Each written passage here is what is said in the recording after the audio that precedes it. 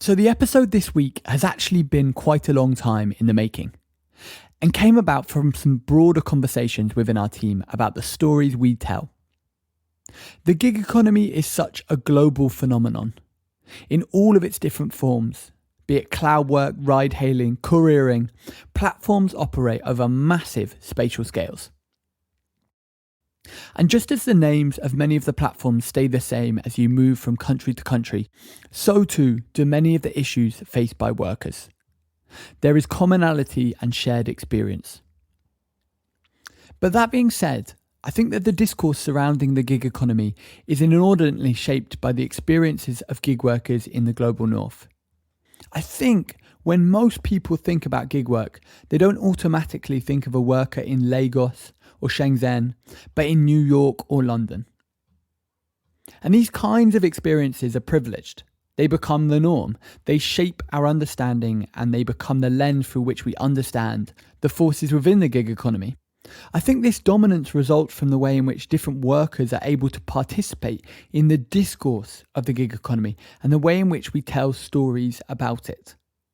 So with this in mind, this week on the Fairwork podcast, we're going to India to hear the story of Vinod, a worker based in Bengaluru.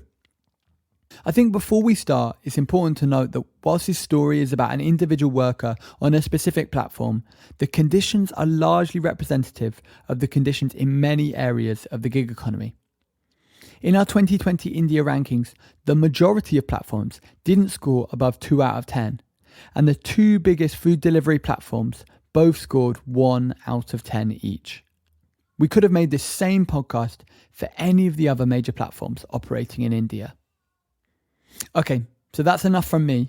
I'll be back at the end, but for now, I'm going to hand over to my colleague, Monica Nirakonda, for this week's episode. Karnataka, located in the southwest of India, is home to around 64 million people. It's known as the tech hub of India, home to many of the country's largest technology companies. But it's also a city marked by huge inequality, and beyond the high-rise offices, there is a number of people using their smartphones and computers to make a living in the gig economy. I'm Monica Nirakonda, and on this episode of the Fairwork podcast, we hear from Vinod, a gig worker based in Bengaluru. We hear his story of working for the gig economy platform, Swiggy. What's it like moving to the city to work as a delivery rider? How do you navigate providing for your family and the costs associated with your work? And what happens when a global pandemic brings your work to a standstill?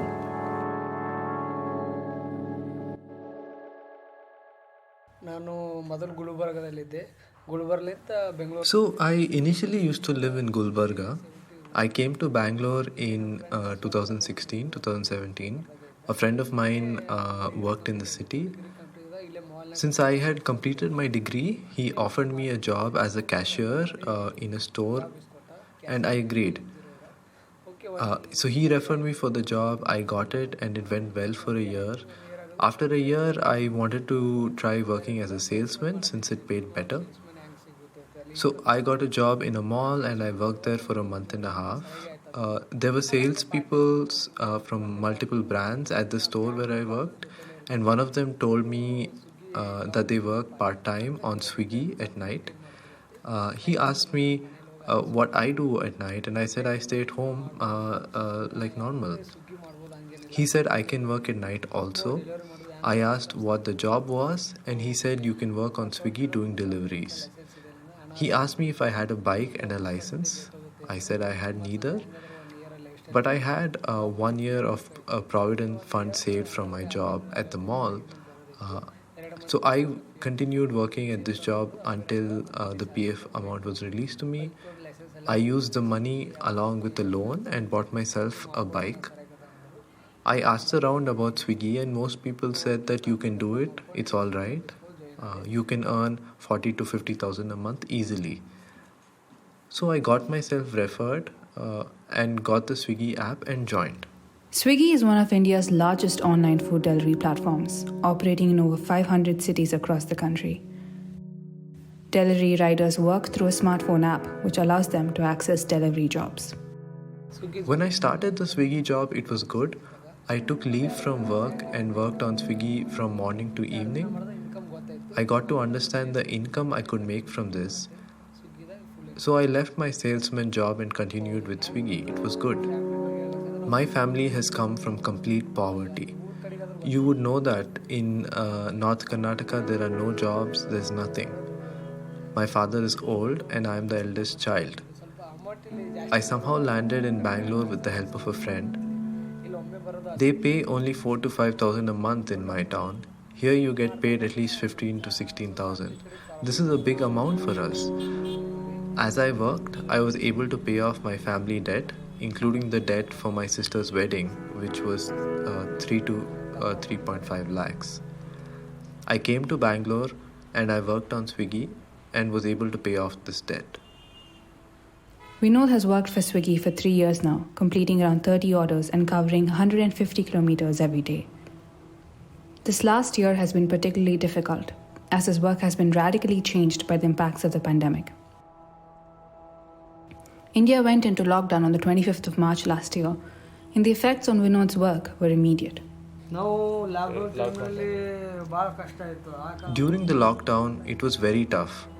My father insisted that I return home or that he would come here. So I left at 10:30 at night, the day the lockdown was announced. We took our bikes and we left. I was working on Swiggy at that time. It took us 14 hours on the bike to reach home. My town is 625 kilometers from here. We had to choose our route carefully as vehicles were being stopped. We decided to stick to traveling within Karnataka itself and avoid crossing over to the other states. When the lockdown was announced, Vinod was left with no source of income. Unlike other employers who offer workers financial support when people were left unable to work, Swiggy did not offer any assistance to affected delivery riders, leaving them in a position of massive financial insecurity as they grappled with the changes to the economy brought about by the pandemic. If they gave us something, I would have been very happy. When everyone else had to stay home, they had a salary. They should have given us at least 1,000 rupees a week for those with a Swiggy ID. We trusted Swiggy and worked for them. Our daily income comes from Swiggy. I have no other income. They should have had a list of all the Swiggy boys who have been continuously logged in and should have given them some money. If you were a software engineer or if you worked in a company, then you all got some money during the lockdown sitting at home. As an example, I worked for a year in a mall in Bangalore. Even though the mall closed, my colleagues got paid half their salary. If Swiggy similarly had given us some money, our family needs would have been met. They did nothing for me, and that made me very sad. My grandfather has a small farm where I helped out for a month during the lockdown. I didn't get any income from it, but I had a little bit of savings, and just as they ran dry, the lockdown stopped and I quickly came back to Bangalore and got onto the Swiggy app the moment I came back.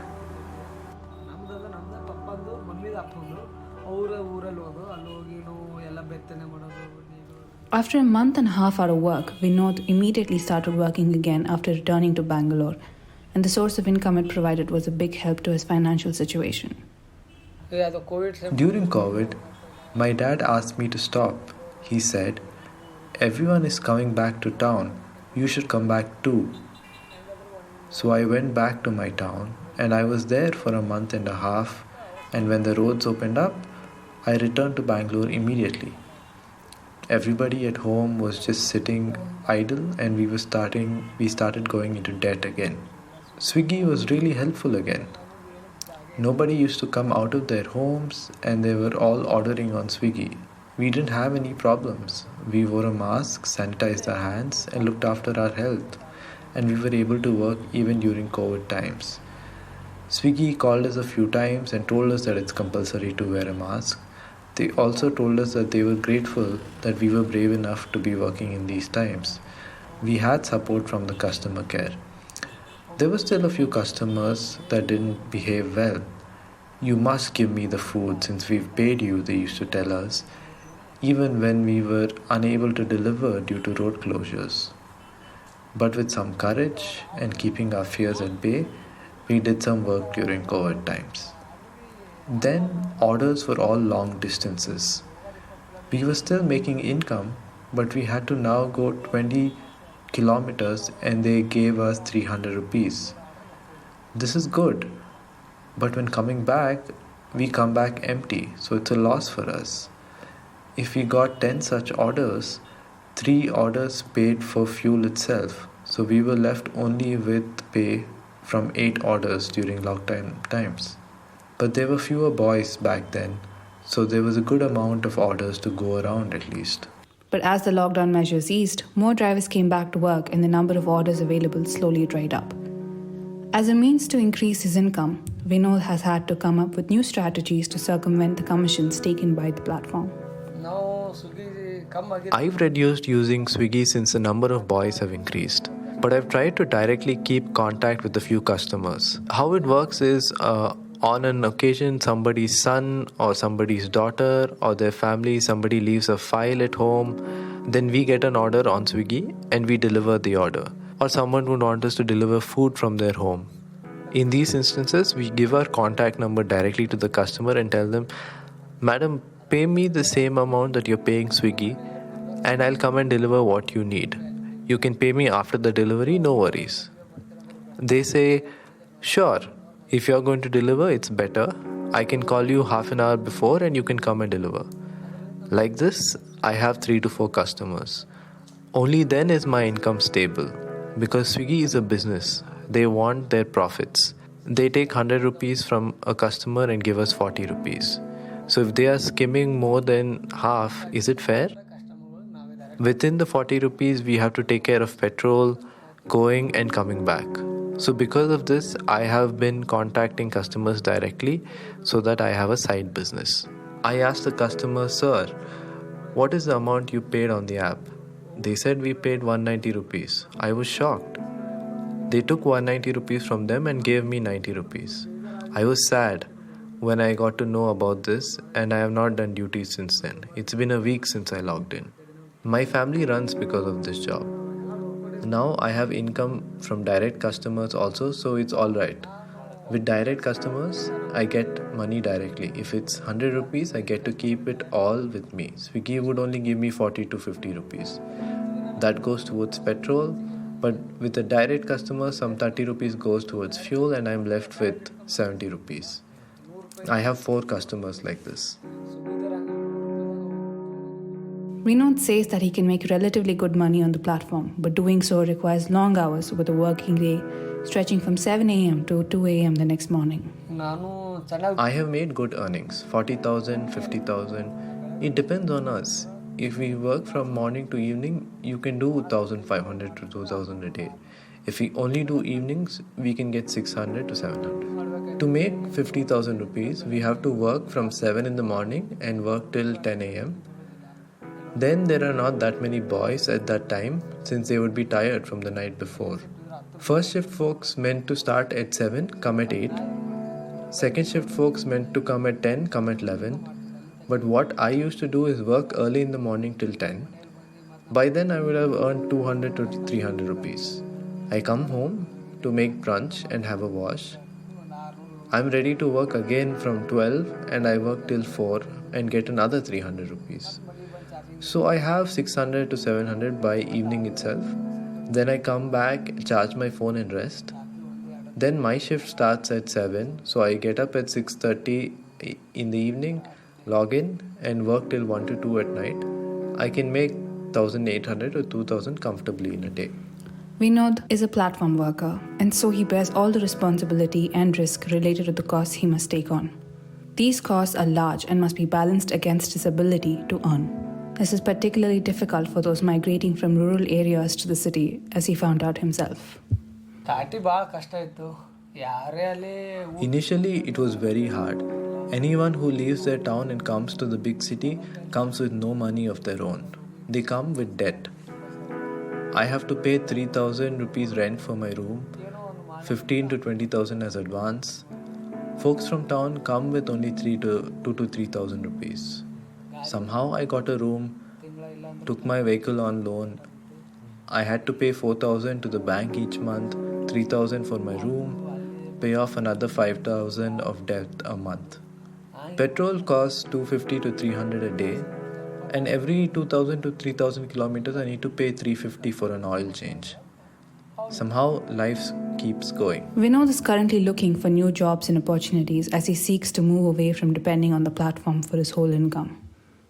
At times, the platform has been a good source of income, but now he feels that it has changed to the point where he can no longer make a living as he struggles to balance increasing costs, longer delivery distances, and an overall decline in the number of jobs available.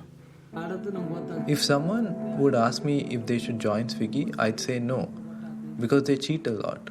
Older IDs get paid 30 rupees for an order, and newer ones just get 12 to 15 rupees. Now they can't earn and we can't earn, only the company gains. Thanks to Vinod for sharing his story. At Fairwork, we believe that all work can and should be characterized by fair pay, fair conditions, fair contracts, fair management, and fair representation. Platforms ultimately have the power to improve standards and the ability to choose to. We're actively campaigning to improve the conditions for gig workers around the world and hold platforms to account. You can find out more at fair.work.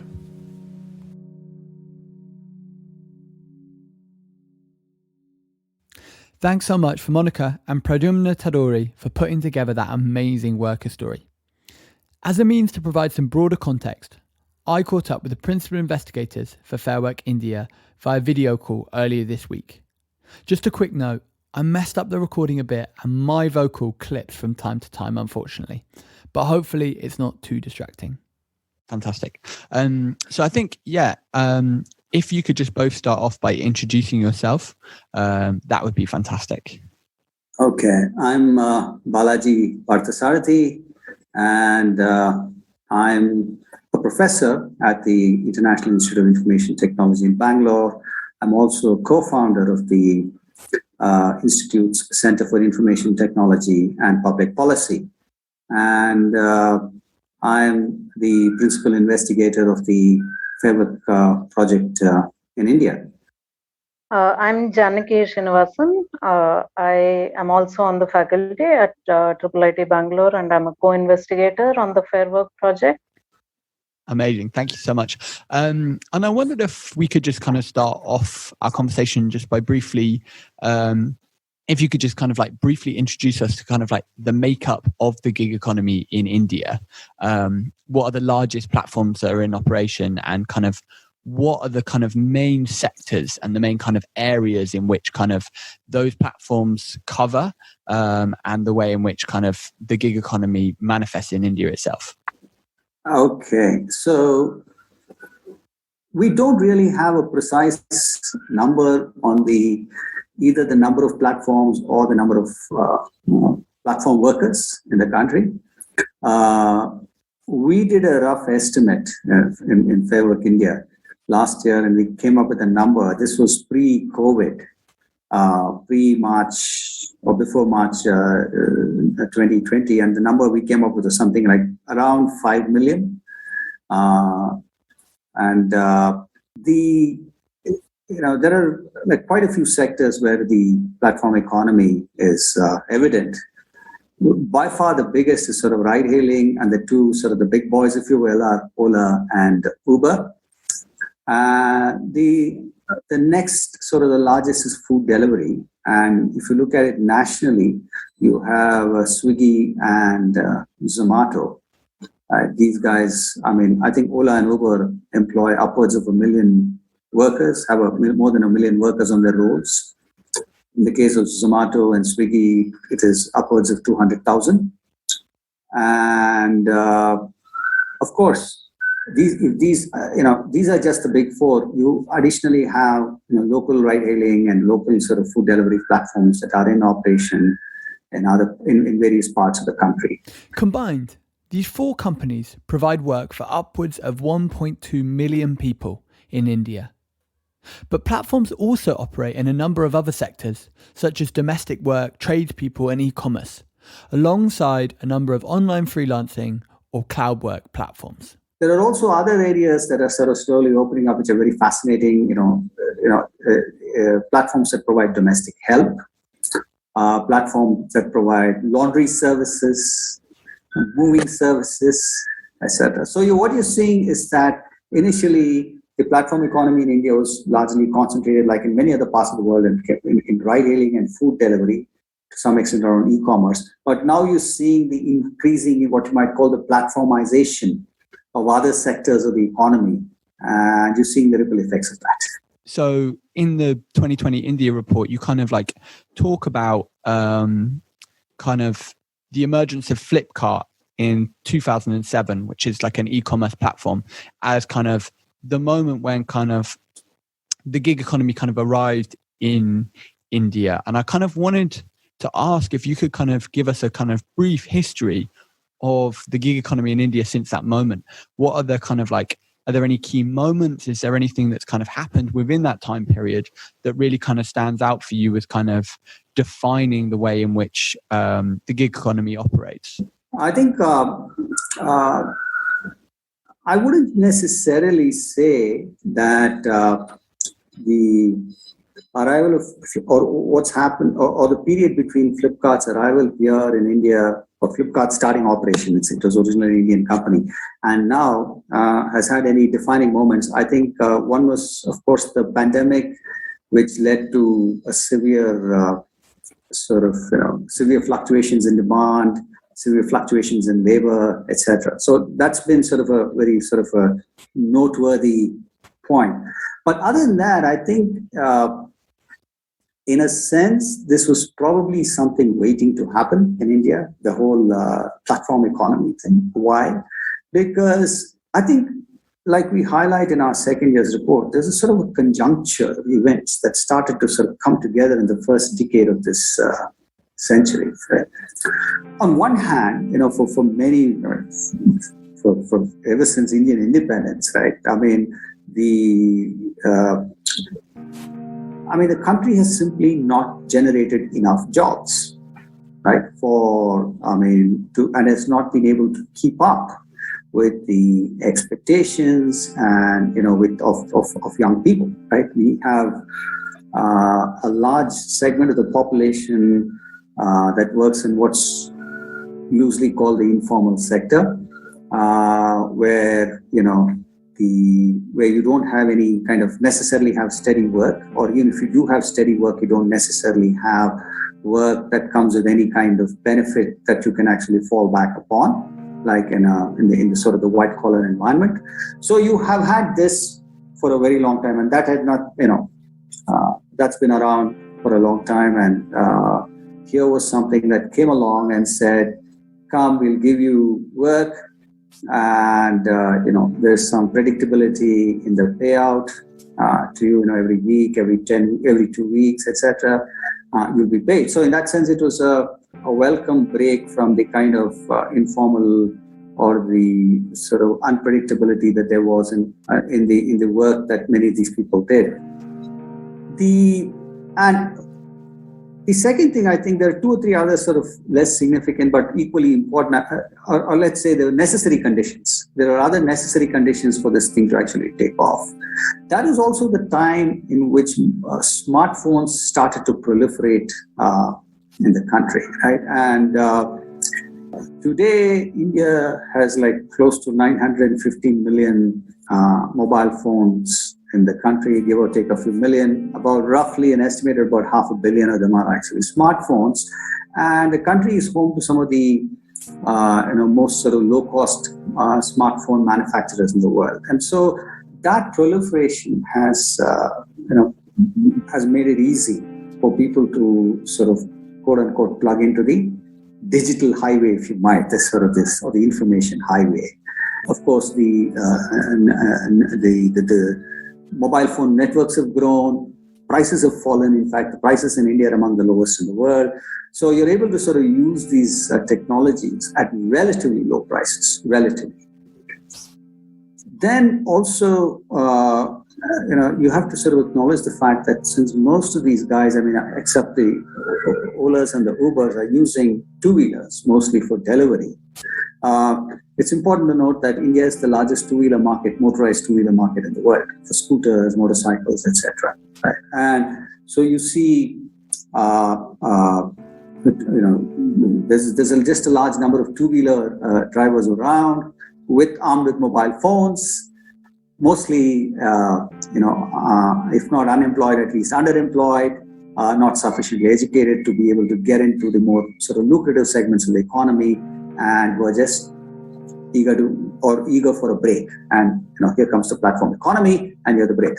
Now, the other thing that has also happened is, why is it that the platforms have grown? So this is all on the supply side. On the demand side, the fact is that over the last few years, you've had an enormous amount of venture capital flowing into the country, right? And especially since in some sense, the financial crisis in around 2007, 2008, capital has sought other avenues, other locations to sort of invest in, and Indian platforms were presented an opportunity because you had a large customer base and so on. Never mind that the platforms haven't made a penny to this day. That's a separate issue altogether.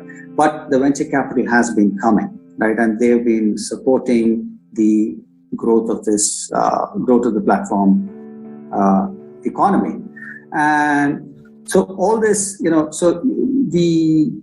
think to get back to the original point, the fact is that you have a large pool of labor, relatively unemployed, underemployed, and what many of them have been forced to do instead of continuing to rely on relatively on relatively sort of meager wages in agriculture, which is also relatively where productivity is relatively low.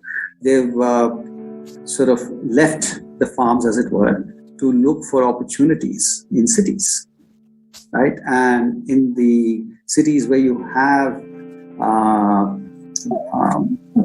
certain segments of the population which has had this disposable income, they were the ones who were actually able to support the initial growth of the platform economy, which in turn was able to absorb some of this labor that was coming in.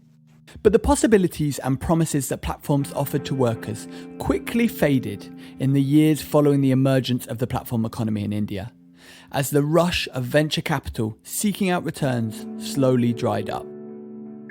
When we look at it from the worker side, for all the reasons that Balaji mentioned, people moved to cities. We have a lot of migrants who decided to take up platform work because it was so lucrative. Now, why was it lucrative? Part of it is, of course, what they could or could not make in their hometown. But part of it was also that through venture capital, there was a lot of incentives that these platforms were offering when they started. Come 2016-17, these incentives in most of these platforms were slashed very, very drastically. And it was since 2016 that we've been seeing a lot of strikes by workers in, say, ride-hailing platforms and also food delivery platforms. And this has been growing since 2016 till about 2019. And then, of course, the pandemic brought about its own set of issues around earnings, and that led to a further set of strikes. But I just wanted to point out that this is also something that has been happening in terms of how workers feel about working in the platform economy and how that's become much more visible over the past few years. I kind of wanted to ask a bit about kind of like what is the kind of the demographic, particularly thinking about kind of aspects of class, gender and class, in terms of like who is a gig worker? Who is your average gig worker in India? I wondered if you could describe a little bit about that. Yeah, so I was actually going to look at this the other way. Who is a gig worker? I think to a certain extent what Balaji was saying about them being migrants, I think that is an important characteristic, though again, we don't have exact numbers on what percentage of platform workers are migrants, but it's becoming increasingly clear who are not gig workers or in what sectors certain kinds of people are not gig workers. And gender is actually a very big factor here. So one of the things we've been seeing, and I think is widely reported, is that there are very few women in doing platform work. It depends, of course, on what sector we are talking about. For instance, they are very low in number in ride hailing and in food delivery. Balaji, do you have anything to add on that question as well? Yeah, I think the uncertainty is sort of magnified by the fact that you have people going in and out of the platform economy. There are quite a few people, who get in order to meet short-term obligations. They might have loans to pay off. They might have those kinds of things that they need to do. So this becomes a supplemental activity for them, right?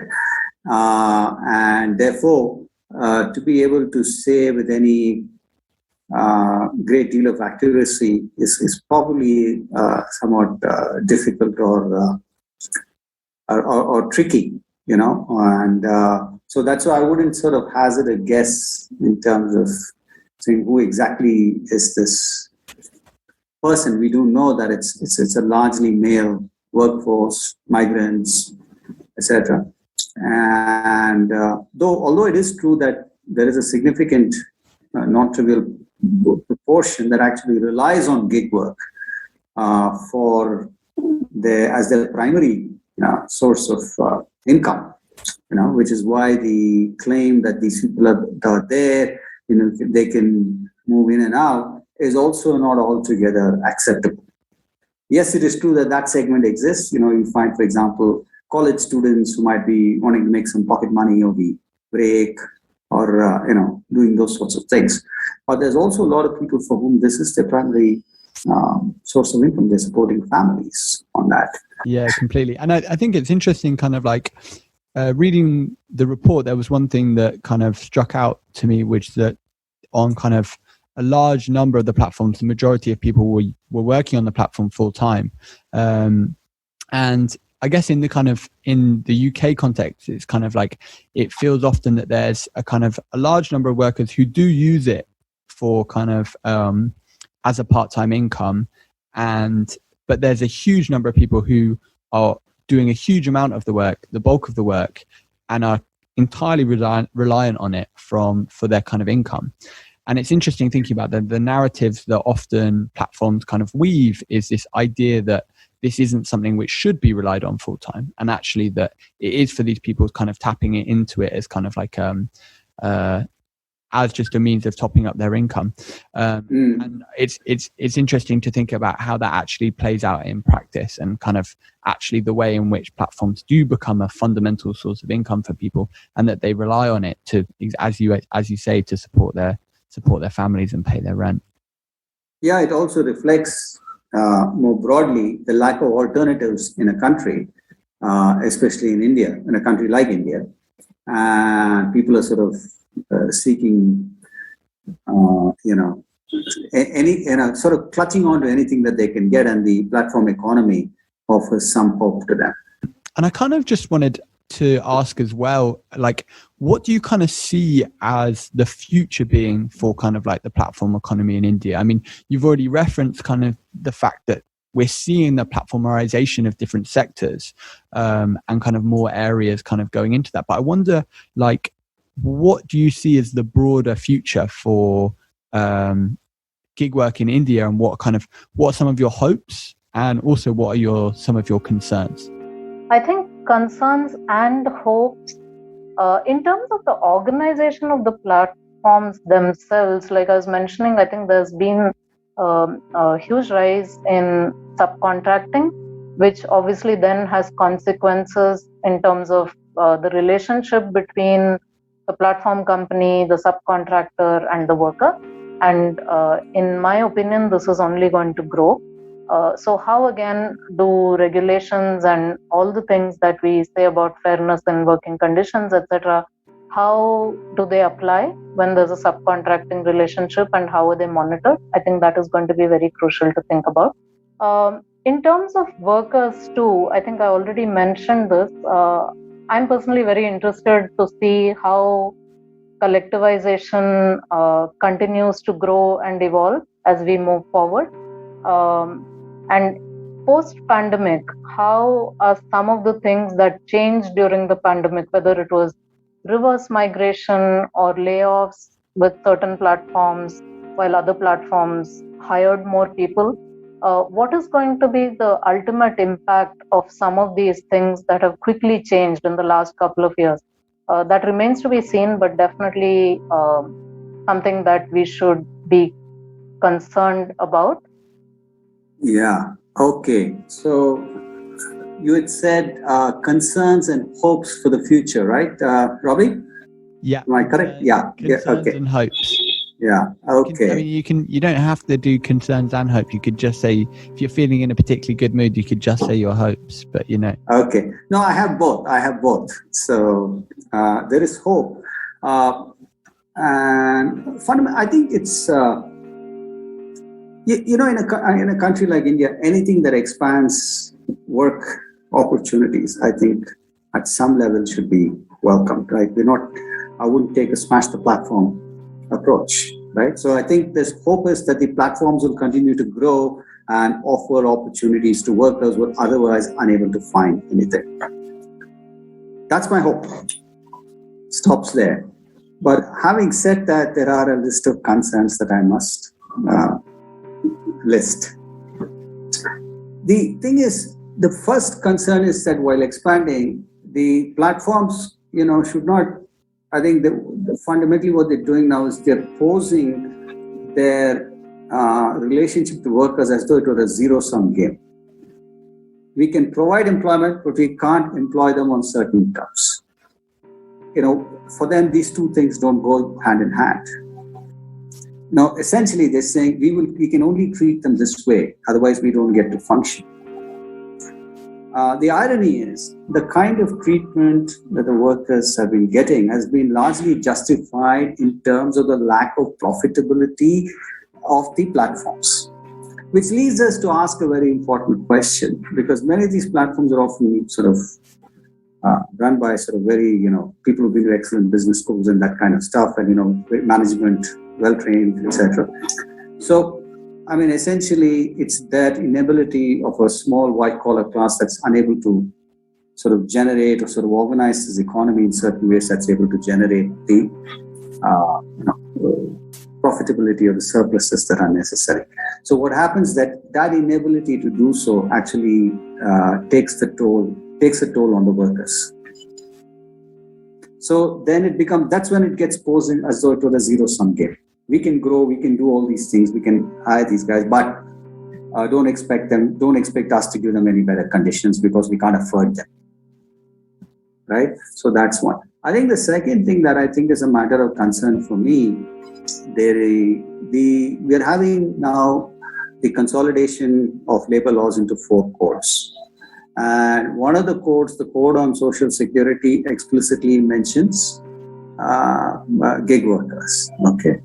But I think what is worrisome to me is the other 3 codes make no mention. And the other 3 codes, one on occupational safety, health and working conditions, the code on wages and the code on industrial relations, all of which are important, I think, constituents of the larger sort of the labor capital, regulatory environment, are silent on wages and industrial relations, etc.